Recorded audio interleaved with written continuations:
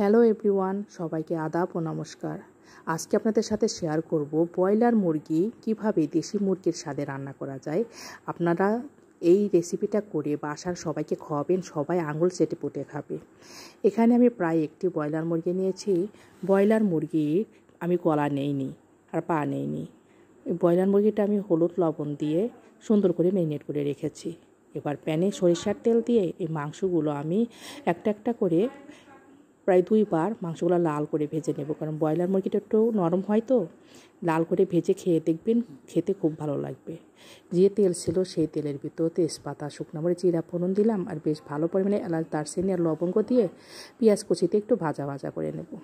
পেঁয়াজ কুচিতে একটু ভাজা ভাজা হলে একটা টমেটো কুচি দেব, পরিমাণ মতো লবণ দিয়ে 1 চামচ রসুন বাটা, আদা বাটা, জিরা বাটা, 1 চামচ ধনে গুঁড়ো আর 1 চামচের বেশি মরিচের গুঁড়ো দিলাম, আর হলুদের গুঁড়ো দিয়ে অল্প একটু জল দিয়ে মশলাটা কষিয়ে নেব।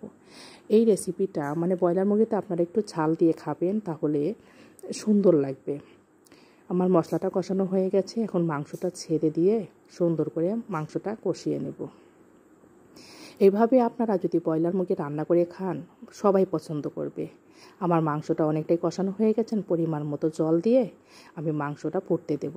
দেখুন আমার মাংসের উপর তেল উঠে আসছে, গ্রেভিটা বের হয়ে গেছে। আমার তৈরি হয়ে গেল আমাদের সুস্বাদু ব্রয়লার মুরগির রেসিপি, একদম দেশি মুরগির স্বাদে। রেসিপিটা যদি ভালো লাগে অবশ্যই লাইক, কমেন্ট, শেয়ার করতে ভুলবেন না। ধন্যবাদ।